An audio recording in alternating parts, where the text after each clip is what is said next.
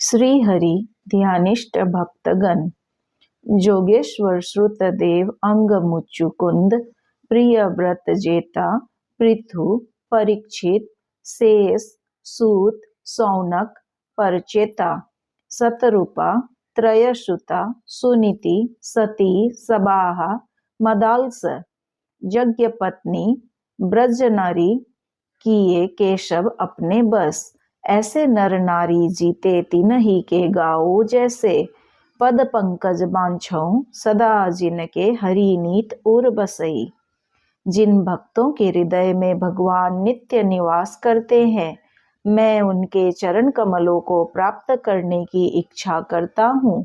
नौ यज्ञेश्वर श्रुतदेव राजा अंग मुचुकुंद जी, विश्व विजयी प्रिय व्रत जी, पृथु जी, परीक्षित जी, शेष जी, सूत जी, सौनक आदि ऋषि, प्रचेता गण, सतरूपा जी, प्रसूति जी, आकुति जी, देवहूति जी, सुनीति जी, दक्ष कन्या सती जी, संपूर्ण सती वर्ग मदालसा, यज्ञ पत्नियां और ब्रज गोपियां जिन्होंने श्री कृष्ण को अपने वश में कर लिया है, ऐसे जितने स्त्री या पुरुष है, मैं सदा उनके सुयश का गान करूं। यहाँ श्री हरि ध्यानिष्ठ इन भक्तजनों के मंगलमय पावन चरित्र का किंचित स्मरण प्रस्तुत है। 9 योगेश्वर। महाराज स्वयंभुव मनु और सतरूपा से इस सृष्टि का प्रारंभ हुआ।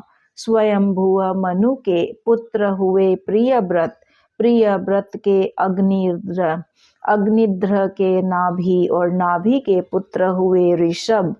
वे भगवान वासुदेव के अंश थे। मोक्ष धर्म का उपदेश करने के लिए उन्होंने अवतार लिया था। ऋषभ के 100 पुत्र थे। वे सब के सब वेदों के पारदर्शी विद्वान थे। उनमें सबसे बड़े थे राजर्षि भारत। वे भगवान नारायण के परम प्रेमी भक्त थे। उन्हीं के नाम से यह भूमिखंड, जो पहले अजनाभर वर्ष कहलाता था, भारतवर्ष कहलाया। राजर्षि भरत चक्रवर्ती सम्राट थे। उन्होंने सारी पृथ्वी का राज्य भोग किया और अंत में इसे छोड़कर वन को चले गए। वहां उन्होंने तपस्या द्वारा भगवान की उपासना की और तीसरे जन्म में भगवान को प्राप्त हुए। भगवान ऋषभ देव के शेष 99 पुत्रों में से 9 पुत्र भारतवर्ष के सब और स्थित 9 द्वीपों के अधिपति, 81 पुत्र कर्मकांड के रचयिता ब्राह्मण और बाकी 9 सन्यासी हो गए। ऋषभ देव के जो 9 पुत्र सन्यासी हो गए, वे बड़े ही भाग्यवान थे। उन्होंने आत्मविद्या के संपादन में बड़ा परिश्रम किया था और वास्तव में वे उसमें बड़े निपुण थे। वे प्राय दिगंबर ही रहते थे और अधिकारियों को परमार्थ वस्तु का उपदेश दिया करते थे। उन्हें ही 9 योगेश्वर कहा जाता है।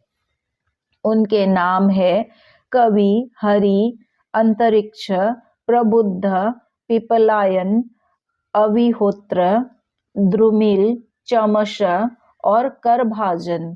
ये 9 योगेश्वर इस कार्य कारण और व्यक्त अव्यक्त भगवद रूप जगत को अपनी आत्मा से अभिन्न अनुभव करते हुए पृथ्वी पर स्वच्छंद विचरण करते थे। उनके लिए कहीं भी रोक टोक ना थी।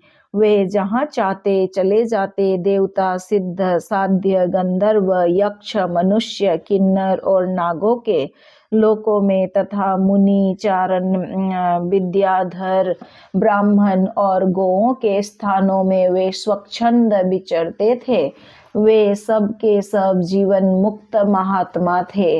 इन 9 योगेश्वरों का विदेहराज महात्मा निमि से एक बार संवाद हुआ।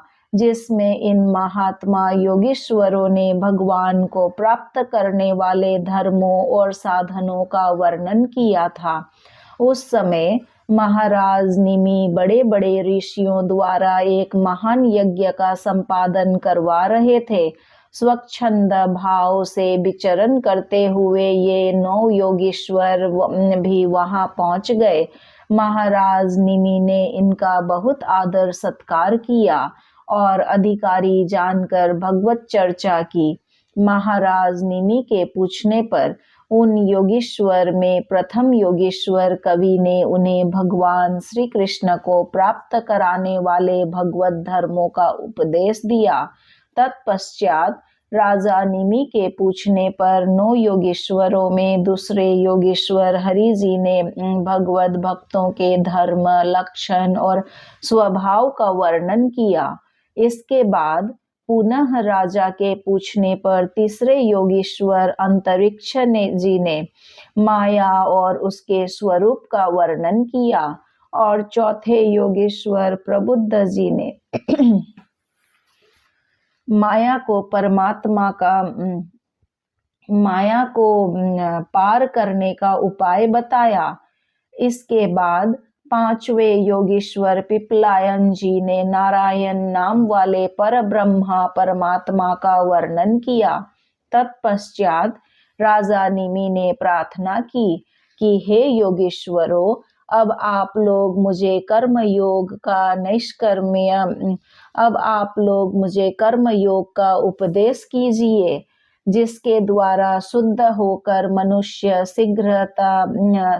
अतिशीघ्र अपने कर्म बंधन को काट डालता है और परम नैष्कर्म्य अर्थात कर्म बंधन की आत्यंतिक निवृत्ति का लाभ करता है।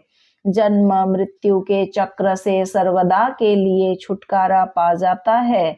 इस प्रश्न का उत्तर छठे योगीश्वर श्री अविरहोत्र जी ने दिया। इसके बाद राजा के पूछने पर सातवें योगीश्वर श्री द्रुमिल जी ने भगवान के तब तक हुए और आगे होने वाले अवतारों का वर्णन किया। इतना सब भगवत चरित्र सुनने के बाद राजा निमि ने पूछा, हे योगीश्वरों, कृपा करके यह बतलाइए कि जिनकी कामनाएं शांत नहीं हुई है, लौकिक पारलौकिक भोगों की लालसा मिटी नहीं है और मन एवं इंद्रियां भी वश में नहीं है तथा प्राय जो भगवान का भजन नहीं करते, ऐसे लोगों की क्या गति होती है। इसका उत्तर देते हुए आठवें योगीश्वर श्री चमस जी ने बताया कि हे राजन, जो लोग अंतर्यामी भगवान श्री कृष्ण से परांग मुख है, उनकी ओर न चलकर उनसे उल्टे चल रहे हैं, वे अत्यंत परिश्रम करके गृह, पुत्र, मित्र और धन संपत्ति इकट्ठी करते हैं, परंतु उन्हें अंत में सब कुछ छोड़ देना पड़ता है और न चाहने पर भी विवश होकर घोर नरक में जाना पड़ता है। भगवान का भजन न करने वाले विषयी पुरुषों की यही गति होती है। अब राजा निमि ने पूछा, हे योगीश्वरों, भगवान किस समय, किस रंग और किस आकार को स्वीकार करते हैं और मनुष्य किन नामों और विधियों से उनकी उपासना करते हैं। इसका उत्तर देते हुए नवे योगीश्वर श्री करभाजन जी ने कहा, राजन, सतयुग में भगवान के श्री विग्रह का रंग श्वेत होता है। उनके 4 भुजाएं और सिर पर जटा होती है तथा वे वल्कल वस्त्र पहनते हैं। वे काले मृग का चर्म, यज्ञोपवीत, रुद्राक्ष की माला, दंड और कमंडलू धारण करते हैं। सतयुग में लोग तपस्या द्वारा सबके प्रकाशक परमात्मा का ध्यान करते हैं। त्रेता युग में भगवान के श्री विग्रह का रंग लाल होता है। उनके 4 भुजाएं होती है और कटी भाग में 3 मेखला धारण करते हैं। उनके केस सुनहले होते हैं और वे शुक्र, श्रुवा आदि यज्ञ पात्रों का धारण किया करते हैं।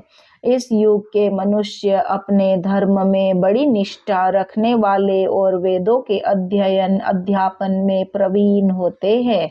वे लोग ऋग्वेद, यजुर्वेद और सामवेद रूप वेदत्रयी के द्वारा सर्वदेवस्व रूप देवादिदेव भगवान श्री हरि की आराधना करते हैं।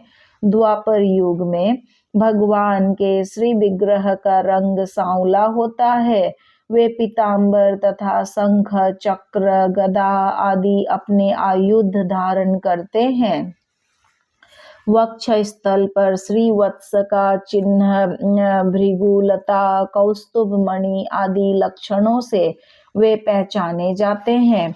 कलयुग में काले रंग की कांति से अंगों और उपांगनों, अस्त्रों एवं पार्षदों से युक्त श्री कृष्ण की श्रेष्ठ बुद्धि संपन्न पुरुष ऐसे यज्ञों के द्वारा आराधना करते हैं, जिनमें नाम, गुण, लीला आदि के कीर्तन की प्रधानता रहती है। इस प्रकार राजा निमि तथा अन्य ऋत्विजों आचार्यों को भागवत धर्म का उपदेश देकर वे 9 योगीश्वर अंतर्ध्यान हो गए।